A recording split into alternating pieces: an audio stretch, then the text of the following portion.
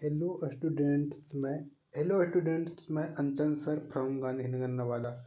Students, मैं आज आप लोग के लिए सेट 15 यानी कि 15वां सेट लेकर आने वाला हूँ।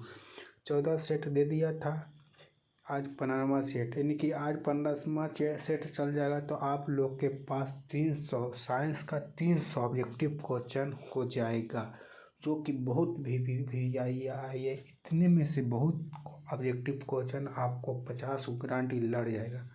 इसलिए आप लोग इसको देखिए, और जो और भी आए ऑब्जेक्टिव क्वेश्चन है जो आपको क्लास में तो याद करवा देंगे हम उसको, और बाकी मेरे टाइम नहीं रहने के कारण मैं आप लोग को यूट्यूब के द्वारा आपको मेरा टाइम बचने के लिए आप लोग को दे रहा हूँ। इसलिए इस 300 आज 15वां सेट देंगे तो 15 गुने 20 300 क्वेश्चन ऑब्जेक्टिव क्वेश्चन हो जाएगा।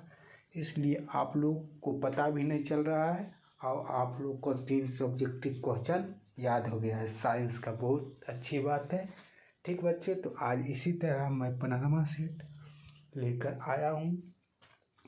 इसलिए देखिए, आप लोग एग्ज़ाम दीजिए बढ़िया सा। चलिए, आज सेट 15 चलेगा। और जो चैनल को अभी तक सब्सक्राइब नहीं किए हुए हैं, आप लोग तो कर दिए होंगे क्योंकि आप लोग देख रहे हैं तो करके ही देख रहे होंगे। चलिए, अगर जो आप लोग का दोस्त भी एग्ज़ाम देने वाले हैं तो आप लोग उसको भी भेज दीजिए, सेंड कर दीजिए ताकि उसको भी फ़ायदा हो जाए। चलिए स्टूडेंट्स, मैं आज सेट 15 लेकर आता हूँ, 15 नंबर सेट। चलिए, 15 नंबर सेट कहाँ है 15 नंबर सेट? अरे क्या आ गया 15 नंबर सेट? चलिए 15 नंबर सेट हाँ आ गया। चलिए, क्लास 10 का science objective question, like subscribe करना ना भूलें। चलिए स्टूडेंट्स, मैं आज पहला क्वेश्चन कर रहा है, हमारा शरीर पीएच कितने प्रास के बीच कार्य करता है? हमारा शरीर पीएच कितने प्रास के बीच कार्य करता है? चलिए, राइट आंसर क्या होगा बताइए। तो इसका राइट आंसर हो जाएगा 2.1 से 3.8 के बीच कार्य करता है। याद रखिएगा स्टूडेंट्स, 2.1 से 3.8 के बीच कार्य करता है भाई मेरे, याद रखिएगा। चलिए नेक्स्ट क्वेश्चन कह रहा है, विद्युत धारा के किस प्रभाव पर कार्य करता है? एकदम बहुत इम्पोर्टेंट है यार, बता नहीं सकते हैं। कह रहा है विद्युत धारा के किस प्रभाव पर कार्य करते हैं? फ्यूज बोलेगा उष्मीय प्रभाव, चुंबकीय नहीं मानना, उष्मीय। फ्यूज बोला जिसे समझ आना, उष्मीय प्रभाव। विद्युत धारा के किस प्रभाव पर कार्य करता है? तो उष्मीय प्रभाव, याद रखिएगा उष्मीय प्रभाव होगा। राइट आंसर ये हो जाएगा। चलिए नेक्स्ट क्वेश्चन, 3 नंबर क्वेश्चन कह रहे सरदार सरोवर बांध किस नदी पर निर्मित हुआ? एकदम बहुत इंपॉर्टेंट है। सरदार सरोवर बांध नर्मदा नदी पर है, एकदम याद रखिएगा, नर्मदा नदी पर। ग्रीन हो गया, राइट आंसर ग्रीन हो जाता है, ग्रीन हो गया। नर्मदा नदी पर सरदार सरोवर बांध नर्मदा नदी पर स्थित है। चलिए स्टूडेंट्स, नेक्स्ट क्वेश्चन कह रहा है जीव मंडल में ऊर्जा का एकमात्र स्रोत है, कौन है? जीव मंडल में हम लोग रहते हैं तो ऊर्जा का एकमात्र स्रोत है जो है क्या? सूर्य का प्रकाश की रासायनिक ऊर्जा, नो विद्युत ऊर्जा, क्या होगा बताइए। तो सूर्य का प्रकाश, राइट आंसर सूर्य का प्रकाश हो जाएगा, सूर्य का प्रकाश। चलिए स्टूडेंट, टाइम नहीं है इसलिए फटाफट करते हैं। नेक्स्ट क्वेश्चन कर रहा है चुंबकीय क्षेत्र में धारावाही चालक पर लगने वाले बल की दिशा दी जाती है, तो बल की दिशा किसके द्वारा दी जाती है? तो याद रखिएगा, चुंबकीय क्षेत्र में धारावाही चालक पर लगने वाले बल की दिशा, तो फ्लेमिंग के वाम हस्त नियम द्वारा, फ्लेमिंग के वाम हस्त द्वारा। चलिए स्टूडेंट, नेक्स्ट क्वेश्चन कह रहा है संगमरमर का रासायनिक सूत्र क्या है? आप लोग तो जानते हैं, संगमरमर का रासायनिक सूत्र CaCO3 होता है। CaCO3 याद रखिएगा, एकदम याद कर लीजिए, नहीं याद है तो CaCO3। चलिए स्टूडेंट, नेक्स्ट क्वेश्चन कह रहा है इथेन एक अणु है, तो इथेन एक अणु है, तो इथेन एक अणु है, टेट्राहाइड्रल है। इथेन एक टेट्राहाइड्रल अणु है, इथेन एक टेट्राहाइड्रल अणु है। चलिए याद रखिएगा। नेक्स्ट क्वेश्चन, इनमें मुर्दाखोर है, कौन मुर्दा को खाता है? तो कौवा खाता है, चील भी खाता है, सियार भी खाता है, तो इनमें से सभी हो जाएगा। राइट आंसर इनमें से सभी, याद रखिएगा स्टूडेंट, इनमें से सभी हो जाएगा। मुर्दाखोर इनमें से सभी। कर इथिन के बहुलकीकरण से प्राप्त होता है, तो इथिन के बहुलीकरण से क्या प्राप्त होता है? इथिन के बहुलीकरण से बेंजीन प्राप्त होता है। याद रखिएगा, इथिन के बहुलीकरण से बेंजीन प्राप्त होता है। क्या प्राप्त होता है? तो बेंजीन। इथिन के बहुलीकरण से बेंजीन प्राप्त होता है। राइट आंसर ए हो जाएगा, बेंजीन।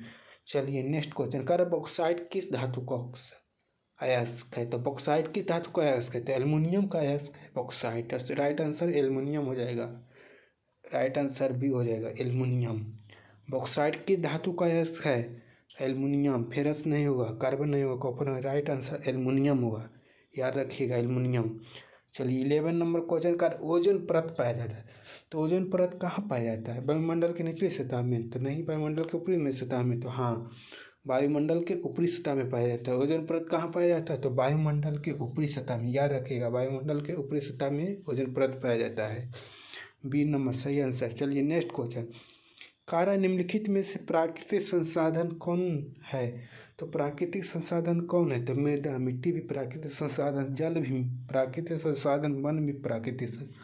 तो इनमें से सभी हो जाएगा। राइट आंसर डी हो जाएगा, इनमें से सभी या सभी। राइट आंसर डी हो जाएगा, इनमें से सभी। इसी याद करिए स्टूडेंट, आप लोग याद करते रहिए। एकदम नज़दीक है, बोर मत होइए, एकदम याद कीजिए, एकदम पूरा ऐसा याद कीजिए, धमाल मचा दीजिए, एकदम रंग के आइए। जो जानते हो उसको रंगिए। कार्य निम्नलिखित में कौन अजैव निम्नीकरणीय है? तो अजैव निम्नीकरणीय कौन है? तो कागज, लकड़ी, कपड़ा। तो जैव अजैव निम्नीकरण कौन है? अजैव, आर लगा हुआ, तो प्लास्टिक हो जाएगा। राइट आंसर डी हो जाएगा, प्लास्टिक। याद रखिएगा, अजैव निम्नीकरणीय प्लास्टिक होगा। चलिए नेक्स्ट क्वेश्चन। कार्य निम्नलिखित में कौन सा अधातु है? कौन अधातु है बताइए? फेरस मतलब लोहा, एल्युमिनियम, कॉपर, ये सब तो धातु है। तो कार्बन, कार्बन क्या अधातु है? याद रखिएगा, कार्बन। सही आंसर कार्बन अधातु है, कार्बन अधातु है। चलिए नेक्स्ट क्वेश्चन। कार्य निम्नलिखित में कौन प्लास्टिक नहीं है? बताइए कौन प्लास्टिक नहीं है? Polythene, Teflon, Bakelite, polystyrene. कौन है? हाँ, पॉलीस्टाइरीन। निम्नलिखित में कौन प्लास्टिक नहीं है? तो पॉलीस्टाइरीन है ना, जो प्लास्टिक नहीं है। याद रखिएगा, राइट आंसर डी होगा। ये गलत, बेकेलाइट गलत है, रेड वाला गलत, ग्रीन वाला सही है। पॉलीस्टाइरीन ग्रीन है ना, पॉलीस्टाइरीन सही है, प्लास्टिक नहीं है। पॉलीथीन प्लास्टिक है, टेफ्लॉन प्लास्टिक है, बेकेलाइट प्लास्टिक है। इसका आंसर सही हो जाएगा पॉलीस्टाइरीन, पॉलीस्टाइरीन। याद रखिएगा। चलिए नेक्स्ट का है, का एल्केन श्रेणी के सदस्यों का समान सूत्र है। तो एल्केन के क्या होगा? तो एल्केन में +2 जुट जाएगा। एल्केन में +2, CnH2n+2। राइट आंसर हो जाएगा ग्रीन वाला, CnH2n+2। और जो एल्किन कहेगा तो CnH2n होगा। एल्किन किन कहेगा तो एल्काइन कह देगा तो CnH2n-2 हो जाएगा। इसलिए ये सब याद रखिएगा बाबू लोग। आप लोग तो समझदार हैं, बार बार एक ही चीज़ बताना अच्छा नहीं लगता है, इसलिए जितना बोलते उतना कीजिए। अल्केन श्रेणी के सदस्यों का समान सूत्र क्या होता है? तो याद रखिएगा, अल्केन के CnH2n+2 होता है। ये तीनों में से वो आएगा जी, याद रखिएगा। चलिए नेक्स्ट क्वेश्चन का, पॉलीथीन बहुलक है। तो पॉलीथीन किसका बहुलक है बताइए? प्लास्टिक का, एथिलीन का, एसिटिलीन का, प्रोपिलीन का। तो पॉलीथीन किसका? तो एथिलीन का बहुलक है, रेड वाला नहीं, एथिलीन सही होगा, आंसर होगा। पॉलीथीन बहुलक है एथिलीन का। पॉलीथीन किसके बहुलक है? एथिलीन का। पॉलीथीन बहुलक है एथिलीन का। रेड वाला गलत है, ग्रीन वाला सही है, एथिलीन सही आंसर होगा। पॉलीथीन बहुलक है किसका? तो एथिलीन का है। पॉलीथीन बहुलक है किसका? एथिलीन। चलिए आप लोग को मैथ तो एकदम बर्बाद करके रख दूंगा एकदम। क्लास में आइए, संडे को 3 घंटा क्लास लेंगे मैथ का। चलिए कार्य पॉलीथीन किसका बहुलक है? तो एथिलीन का। राइट आंसर एथिलीन का। चलिए एथिलीन हो जाएगा। नेक्स्ट क्वेश्चन कर, मिथेन है एक। तो मिथेन क्या है? तो मिथेन एक क्या, अल्काइन है कि अल्किन है कि अल्केन है कि वो मिटाए। तो मिथेन एक अल्केन है, याद रखिएगा, अल्केन है, अल्किन नहीं, अल्केन है।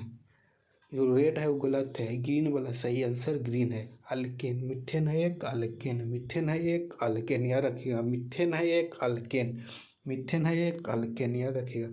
चलिए कह रहा पॉलीथीन बहुलक है। पॉलीथीन है जो बहुलक है किसका है बताइए? तो राइट आंसर एथिलीन होगा, रेड वाला गलत है, एथिलीन सही आंसर होगा। पॉलीथीन बहुलक है एथिलीन का, एथिलीन का, एथिलीन का। पॉलीथीन किसका बहुलक है? तो याद रखिएगा एथिलीन बाबू लोग, इस सब तीनों याद रखिएगा। पॉलीथीन बहुलक एथिलीन। एग्ज़ाम में जाइएगा ने तो आप लोग वही क्वेश्चन को टच कीजिएगा जो आप लोग जानते हैं। 100 क्वेश्चन रहेगा, उसमें 50 को ही बनाने हैं। साइंस में तो आपको 70 क्वेश्चन 80 क्वेश्चन रहेगा, तो उसमें 40 को ही बनाना है। तो 40 को बनाना है तो 40 को, तो 80 को में 40 को आप लोग को ज़रूर याद रहेगा। इतना 300 क्वेश्चन में तो 40 को एकदम कंप्लीट है कि इसका साइंस का ऑब्जेक्टिव हो जाएगा कंप्लीट। ये वीडियो देख लिया सब वीडियो, तो आपका साइंस कंप्लीट। अब बाकी जो मैं इससे भी भाई क्वेश्चन खवा वाला दूंगा जो, और तो उसको देख लेंगे क्लास में ही। अगर टाइम मिलेगा तो हम यूट्यूब पर भी देने के लिए कोशिश करूँगा। इसलिए आप लोग इतना देखिए, इतना से आप साइंस में बहुत अच्छा नंबर लाइएगा। इसलिए आप लोग देखिए। चलिए प्लीज़ लाइक सब्सक्राइब कर दीजिए।